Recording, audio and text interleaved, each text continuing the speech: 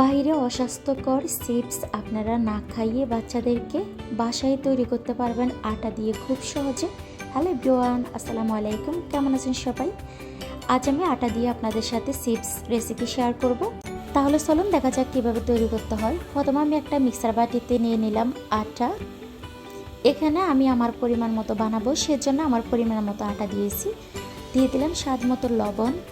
আর এখানে আমি নর্মাল পানি দিয়ে একটা ব্যাটার তৈরি করে নেব। এক্সট্রা কোনো উপকরণ লাগবে না। আপনারা যদি চিপসটা জাল জাল খেতে পছন্দ করেন সেক্ষেত্রে আপনারা শুকনো মরিচের ফাঁকিটা দিতে পারেন। এই যে দেখুন, এখন আমি অনবরত নেড়ে ছেড়ে কিন্তু একেবারে ঘনও না আবার পাতলাও না, মিডিয়ামভাবে একটা ব্যাটার তৈরি করে নিলাম। দেখুন চামচের গায়ে কিন্তু লেগে থাকে। যখন আমি সবটুকু ফেলে দিই চামচ থেকে, তখন আপনারা বুঝতে পারবেন যে ব্যাটারটা একেবারে পারফেক্টভাবে হয়েছে। দেখুন, এখন আমি স্টিলের একটা থালার মধ্যে নিয়ে তারপরে আমি বাফিয়ে নিব 10 মিনিট। এই যে দেখুন 10 মিনিট পরে কিন্তু আমি ফিরে আসলাম। এখন আমি একটা চাকুর সাহায্যে দেখলাম যে আমার ব্যাটারটা কিন্তু শক্ত হয়েছে কিনা। এই যে দেখুন, আমি ভাপ দেওয়ার সময় কিন্তু ভিডিওটা স্কিপ হয়ে গিয়েছে, দুঃখিত। আর এই যে দেখুন, যেহেতু গরম সেজন্য আমি চাকু দিয়ে আলতো হাতে কিন্তু এভাবে উঠিয়ে নিয়েছি।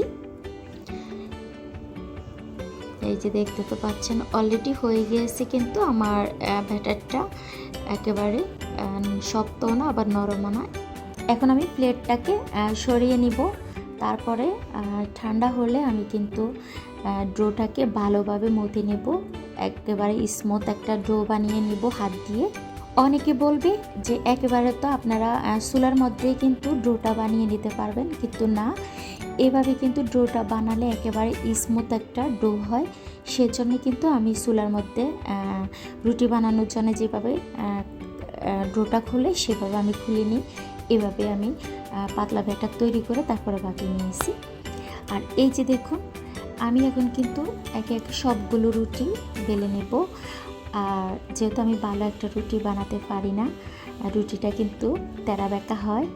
দেখতে তো পাচ্ছেন অলরেডি একটা রুটি কিন্তু হয়ে গিয়েছে। এখন আমি এই স্ট্যান্ডের মধ্যে রেখে দিব। এই যে সবগুলো যখন বানানো হবে তখন আমি বাফিয়ে নিব। এই যে অলরেডি কিন্তু আমার সবগুলো রুটি আমি স্ট্যান্ডের মধ্যে দিয়ে দিয়েছি। এখন আমি 10 মিনিটের মতো বাফিয়ে নিব। 5 মিনিট বাফিয়ে নিলে হবে। আমি 10 মিনিট বাফিয়ে নিয়েছি যাতে করে একেবারে কাঁচা না থাকে। তারপরে বাফিয়ে নেওয়ার পরে কিন্তু যখন ঠান্ডা হয়েছে তখন আমি দেখুন এই কাটার দিয়ে কিন্তু আমি এভাবে শেপ দিয়ে দিয়ে কেটে নিয়েছি। আপনারা চাইলে যে কোনো কাটার দিয়ে কাটতে পারেন। যদি ডিজাইন করতে চান সেক্ষেত্রে ডিজাইন করতে পারবেন। এই যে যেহেতু আমি এখানে প্রথমে 3টা রুটি দিয়ে তারপরে কেটে নিয়েছি, আমি আবার আলাদা আলাদা করে কিন্তু সেগুলো আমি সরাবো। এই যে দেখুন, এভাবে কিন্তু আমি একটা একটা করে খুলে নেব। তারপরে আমি একটা স্টিলের প্লেটের মধ্যে দিয়ে রোদে শুকিয়ে নিব। একইভাবে কিন্তু আমি সবগুলো বানিয়ে নিব। দেখতে তো পাচ্ছেন, আপনারা 5টা বা 8টা রুটিও একসাথে কেটে নিতে পারবেন, কোনো সমস্যা হবে না। দেখতে তো পাচ্ছেন কত সুন্দরে খুলে যায়। অলরেডি কিন্তু আমি এখানে দেখুন থালাটা ভরে বানিয়ে নিলাম। সবগুলো একইভাবে বানাবো।